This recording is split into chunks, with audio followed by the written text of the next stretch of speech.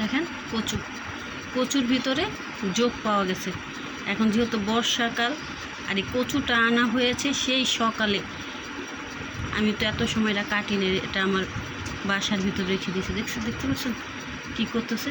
এখন কি করে মারবো এটা তো আমি জানি না, কখনো যোগ মারি নাই, বাচ্চার আব্বুও বাসায় নাই।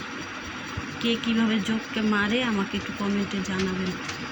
দেখতে পাচ্ছেন এখন যেহেতু বর্ষাকাল, কচুর ভিতরে যোগ থাকে। ও বাবা, দেখছেন?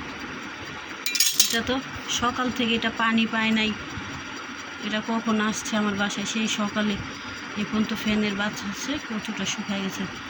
আমি কচু ছোট এরকম ছোট পিস করে কাটি। দেখেন এইভাবে পরিষ্কার করে নিই। অনেকে আছে কচু পরিষ্কার করে না, হাত চুলকানোর ভয়ে কচুটাকে পরিষ্কার করে না, ধাপ করে কেটে ফেলে। যেরকম পিস করে আমি কেটে নিই কচুকে ছিলে।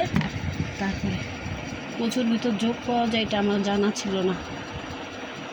এত বছর কচু কাটি, কচুর ভিতরে কখনো আমি যোগ পাইনি, এই ফার্স্ট।